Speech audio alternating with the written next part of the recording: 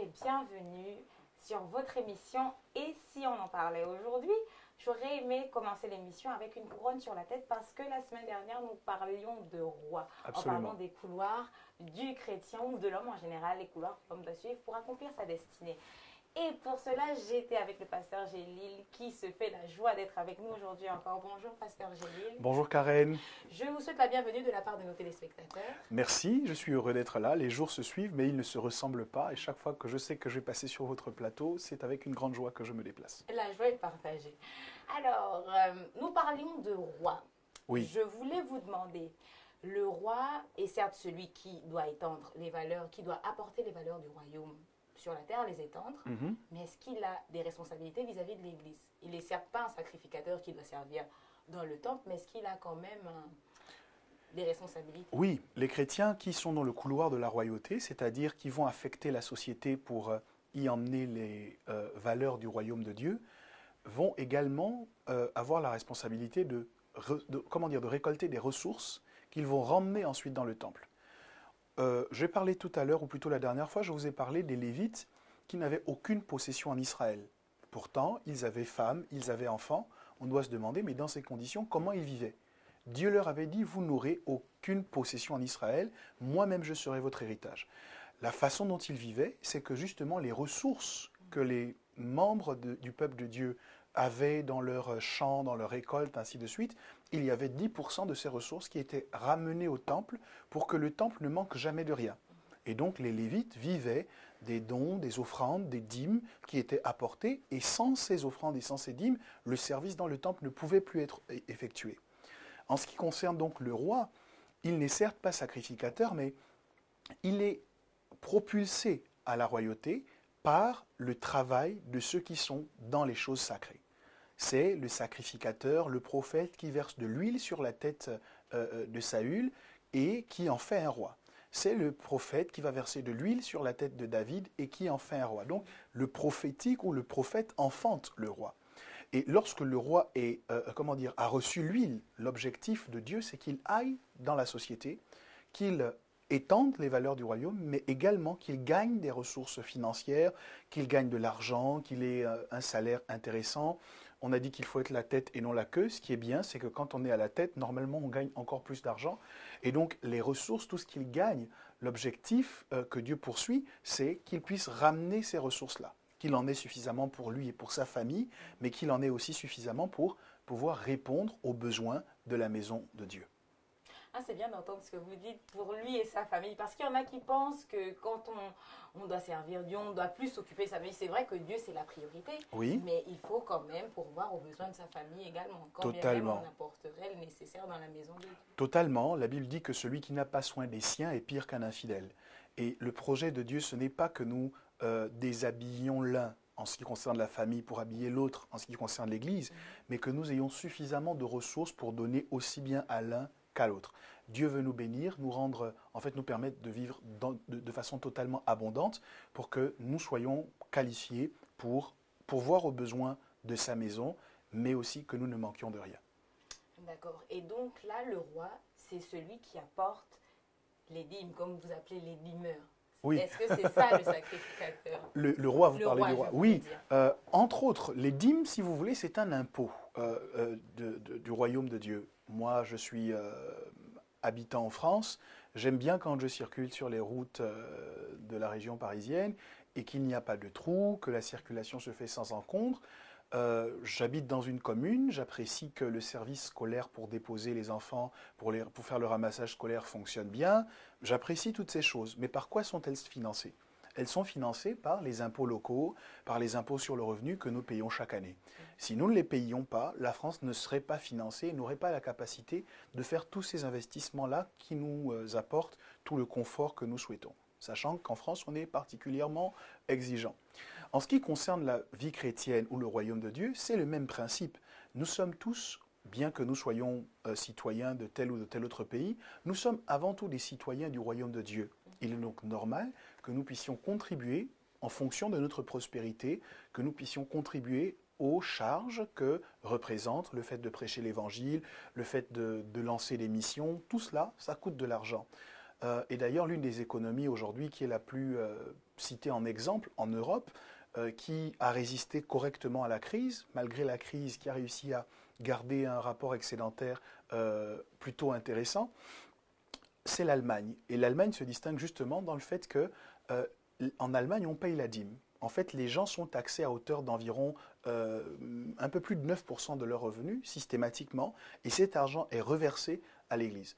Donc, presque tous les Allemands sont des dîmeurs, à moins qu'ils ne se soient officiellement déclarés athées, mais ce sont tous des dîmeurs, et on le voit tout de suite sur l'économie du pays. Impressionnant. Absolument, c'est vraiment quelque chose qui fonctionne, qui produit des résultats, et il y a donc des bénédictions qui sont liées au fait de pratiquer la dîme. Mais, je dis la dîme, c'est un impôt.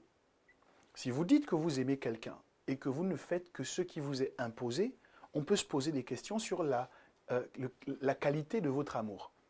L'amour nous pousse à donner plus que ce qui nous est demandé, à faire plus que ce qu'on devrait faire. Et là, on parle des offrandes. La dîme, c'est une question d'obéissance. Les offrandes, c'est une question d'amour. C'est parce que j'aime Dieu que je donne, et que je donne avec plaisir, et que je donne avec joie. Dieu aime celui qui donne avec joie, sans tristesse ni contrainte. Et donc, c'est par amour que je fais tout cela, sans tristesse ni contrainte. Mes offrandes sont une action d'amour, une expression de mon amour. Et le roi, qui est envoyé par Dieu dans la société, son souffle de vie est préservé, Dieu lui donne les compétences, l'intelligence et l'énergie pour travailler, ne doit pas se tromper.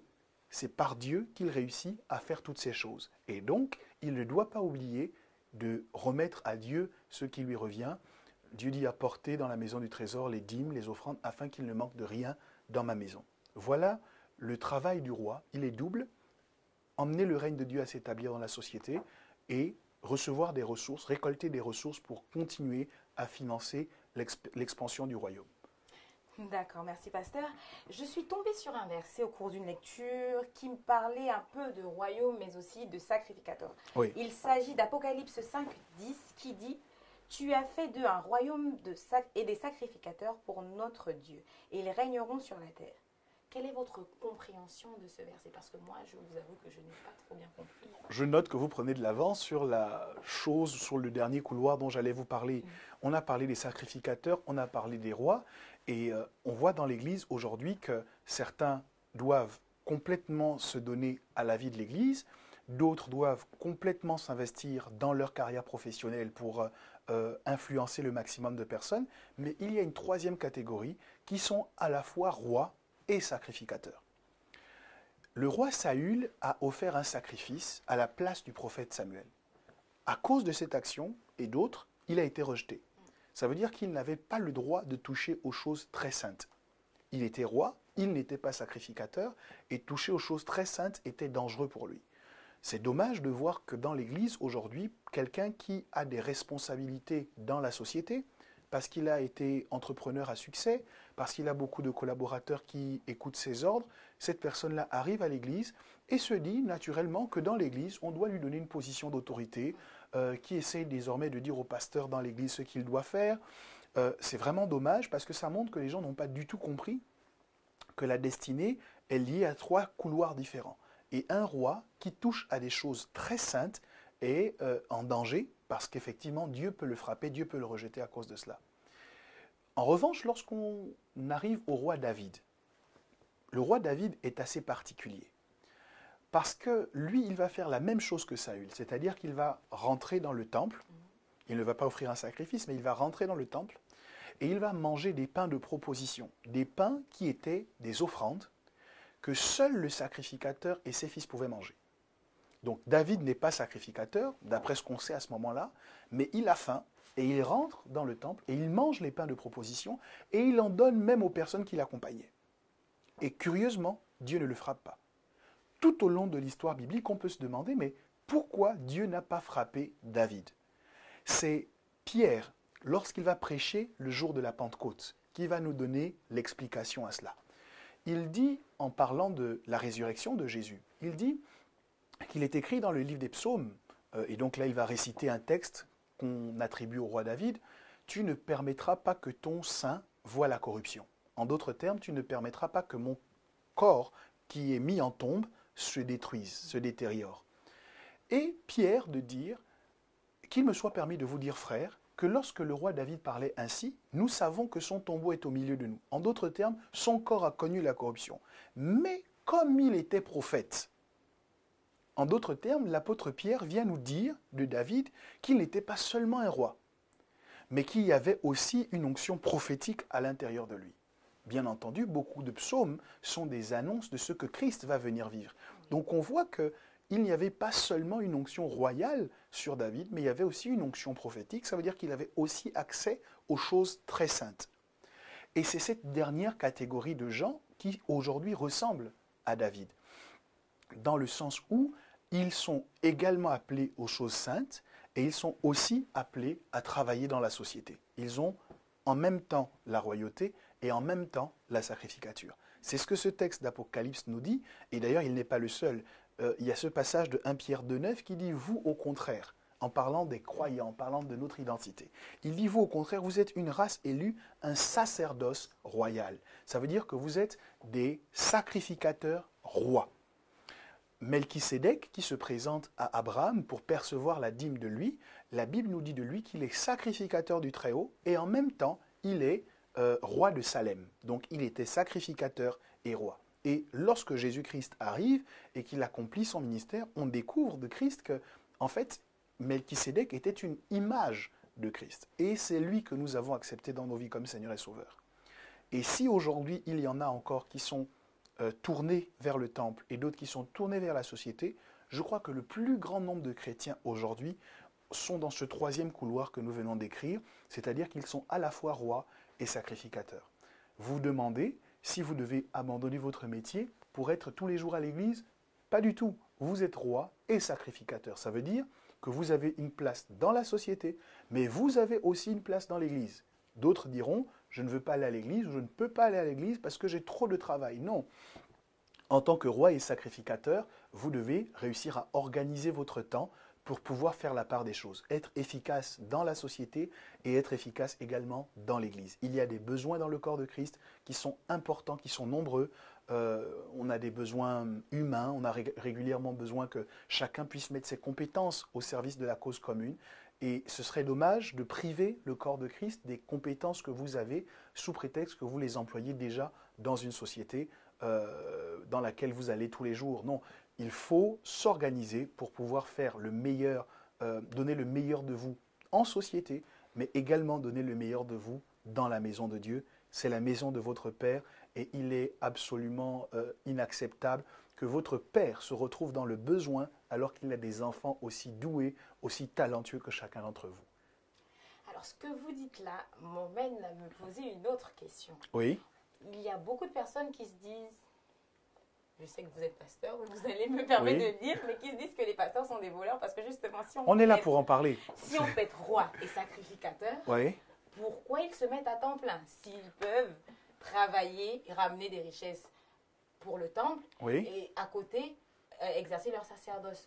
Qu'est-ce que vous pourrez leur dire? Parce que ça... Préalablement, le fait qu'il y ait des rois sacrificateurs aujourd'hui n'occulte pas le fait qu'il y ait des sacrificateurs d'un côté et qu'il y ait des rois de l'autre. C'est trois catégories différentes. Et en fonction de l'appel qu'on a reçu, du don qu'on a reçu de Dieu, on se projette dans une direction ou dans une autre. Il y a quelque chose que l'apôtre Paul dit au sujet du ministère sacerdotal, donc pour tous ceux qui sont pasteurs, prophètes, docteurs, évangélistes et apôtres, quelque chose de très très fort, c'est 1 Corinthiens 9 au verset 14. Il dit « De même aussi, le Seigneur a ordonné à ceux qui annoncent l'Évangile de vivre de l'Évangile. » Ça veut dire que c'est un ordre que Dieu a donné. Quelqu'un qui prêche l'Évangile doit vivre de l'Évangile. C'est la parole. Maintenant, lorsque l'on dit ces choses, il faut que les gens comprennent que même dans la société, il y a beaucoup de métiers qu'on ne peut pas exercer en même temps qu'on en exerce un autre. Je connais des fonctionnaires qui ont eu un projet d'entreprise vraiment excellent. Beaucoup de commandes, beaucoup de gens étaient prêts à se lancer avec eux. Et quand ils essaient de faire les démarches pour lancer leur entreprise, on leur dit « Ah non, en tant que fonctionnaire, vous ne pouvez pas lancer une entreprise parce que, en quelque sorte, vous appartenez à l'État. » Il y a des métiers dans lesquels on vous interdira de faire autre chose de peur qu'il y ait conflit d'intérêts. Je peux bien en parler parce que avant d'être pasteur à plein temps, j'ai travaillé dans un domaine où lorsque des fidèles m'appelaient ils avaient besoin de moi. Il y avait une urgence pastorale à traiter. S'ils m'appelaient aux heures de bureau, bien que j'aie toute la bonne volonté pour les aider et pour faire l'œuvre que Dieu m'a confiée sur la terre, je ne pouvais tout simplement pas. Parce que j'étais engagé à travailler pour un employeur auprès duquel je m'étais engagé. Donc, lorsque Dieu organise l'Église pour qu'il y ait des gens qui soient spécifiquement tournés dans sa fonction, c'est pour éviter qu'on se retrouve dans des situations où il y a des conflits d'intérêts, qu'ils puissent pleinement se consacrer à cela. Il y a un exemple biblique autre, c'est celui des apôtres, et là ça va être encore plus grave ce que je vais dire. C'est que non seulement le pasteur doit être à plein temps, en tout cas de façon générale c'est ce qui doit se passer, mais en plus dans son plein temps, il y a des activités spécifiques qu'il doit faire au détriment d'autres. Ça veut dire que je connais beaucoup de pasteurs aujourd'hui, et moi j'en fais souvent l'expérience, qui, plutôt que d'être uniquement pasteurs, sont surtout des administrateurs. Vérifier comment fonctionne l'Église, se poser toutes les bonnes questions pour que l'Église continue d'avancer, de progresser, ça occupe beaucoup plus de temps pour certains que de lire la Bible, que d'étudier, que de prier. Les apôtres ont connu cela dans l'Église primitive, par humilité j'imagine, ils distribuaient la nourriture aux tables. Et puis, il y a une querelle qui a éclaté. Les Grecs ont dit aux apôtres, vous privilégiez davantage les veuves juives plutôt que celles qui sont grecques dans la distribution des denrées alimentaires. Et les apôtres ont dit, il n'est pas bon que nous délaissions le travail de l'enseignement et de la prière pour nous consacrer ou bien pour nous occuper au service des tables. C'est de cette manière qu'ils ont demandé que l'on choisisse des diacres qui seraient occupés à servir dans le temple, mais aux activités pratiques du temple. La comptabilité, l'infographie, toutes les activités aujourd'hui qu'implique une église locale pour bien fonctionner, qui ne sont pas liées à la méditation de la parole et à la prière, c'était des choses qui étaient dévolues aux diacres pour que les apôtres puissent se consacrer. Ils étaient non seulement à plein temps, mais plus encore, l'église était organisée pour que la prière, la méditation et l'enseignement prennent toute la place dans leur temps. Et donc, c'est biblique aujourd'hui qu'un pasteur soit à plein temps. Il y en a peut-être qui seront aussi rois et sacrificateurs. Et donc, en tant que pasteur, qui pourront se lancer dans les entreprises, qui pourront faire un certain nombre de choses, c'est selon ce que Dieu nous met à cœur et la façon dont il nous utilise. Mais il faut veiller avec objectivité à vérifier, sommes-nous efficaces dans ce que nous faisons pour Dieu? Est-ce que le royaume de Dieu continue d'avancer? N'y a-t-il pas à certains moments l'envie de privilégier son business plutôt que de privilégier l'œuvre de Dieu? C'est des questions qu'un homme de Dieu ne devrait pas se poser. Et nous pouvons l'y aider en tant que membres dans l'église locale en nous assurant qu'il y a suffisamment de nourriture dans la maison et qu'il y a des questions qui ne se posent pas. Merci, Pasteur Gélil. Alors donc, il y a, si je comprends bien, des personnes qui sont, que Dieu a données justement pour l'œuvre, pour son œuvre. Oui. Il les consacre complètement à son œuvre. Il y en a pour lesquels la royauté et la sacrificature sont en colocation à l'intérieur. Absolument.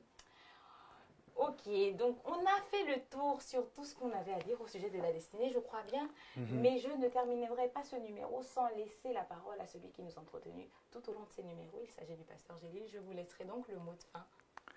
Merci Karen. Alors je veux dire à tous nos téléspectateurs d'abord merci parce que tout au long de ces différentes émissions sur la destinée, vous avez été avec nous. Vous auriez pu choisir d'utiliser votre temps autrement et je veux vous dire merci d'avoir été avec nous pendant tout ce temps. Je crois que Dieu a répondu à un certain nombre de vos questions, mais vous en avez certainement encore en abondance au sujet du destin et finalement sur plein d'autres sujets. N'hésitez pas à nous envoyer toutes vos questions à contact.provisiontv@gmail.com et avec mon équipe, nous travaillerons à vous apporter toutes les réponses que nous pouvons trouver, notamment dans les Écritures et dans la parole de Dieu pour votre plus grand bien. N'hésitez pas. Nous sommes de tout cœur avec vous et nous croyons et nous prions que chacun d'entre vous rentre dans son destin et l'accomplisse totalement. À très bientôt.